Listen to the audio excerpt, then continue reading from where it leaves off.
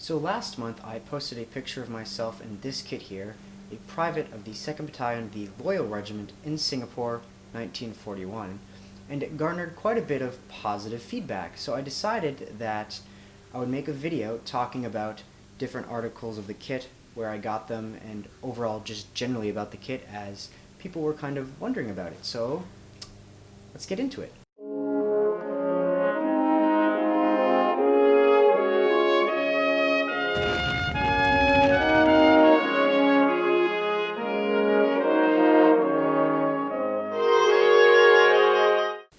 So I first became interested in the British in Singapore when I first visited there 4 years ago.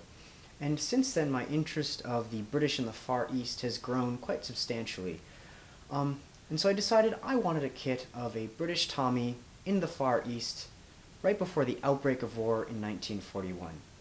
So I decided on Singapore because I've been to Singapore, and so kind of went through things, and I decided on the Loyal Regiment, North Lancashire, who had been there since 1939.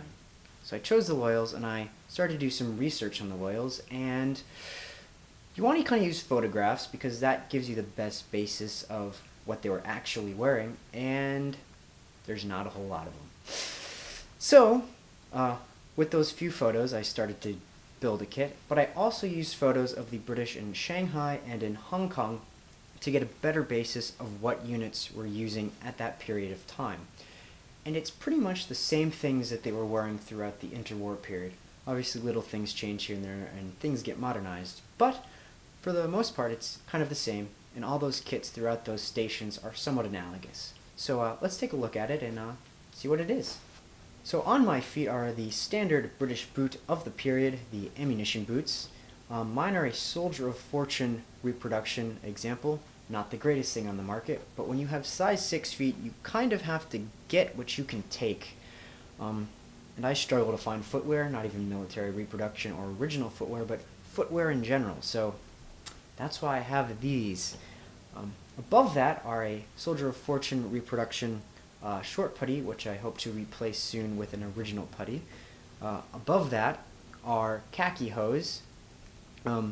With me having also short legs, they tend to go higher than you do in some of the photos that you see on other people, but they work nonetheless, and these are an original example from What Price Glory. Above that are khaki shorts. These particular ones are 41 pattern, and in photographs of the British in the Far East, you see multiple different patterns used. I have these because they were easy to obtain. These are from What Price Glory. The only thing I don't like about them is that these buckles are more of a leather style buckle, and they don't have one of those little securing pins, so they don't necessarily stay on very well. In the future I'd like to put a better buckle on them so that they actually stay on, and the originals obviously had those. On my chest is the Airtex shirt. Pretty standard article again for the period and of troops in that area. This is a What Price Glory reproduction example. It fits pretty well. So for equipment we have the 1908 set of webbing, and some might say, well, Jonathan, why aren't you wearing 1937 pattern?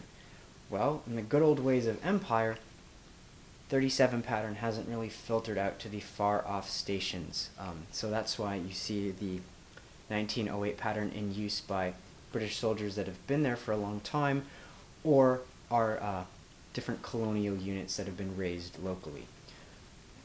This particular set is from What Price Glory. Above that we have the most iconic piece of kit, the Wolseley Sun helmet. This particular one I purchased off of eBay. Many reproductions are out there and are made, but their shape isn't exactly quite right, and their cork is quite thick, so you don't get this nice thin rim as you see on my helmet. And this helmet is a 1942 example. But aren't we forgetting one thing? Oh yes, we are.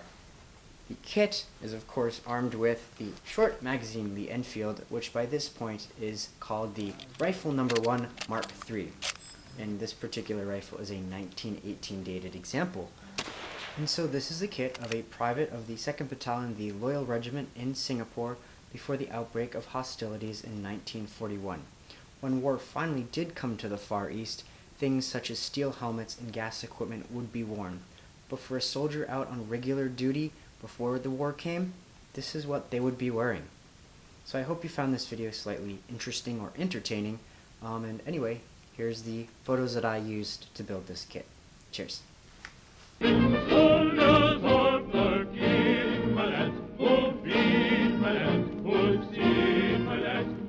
Fight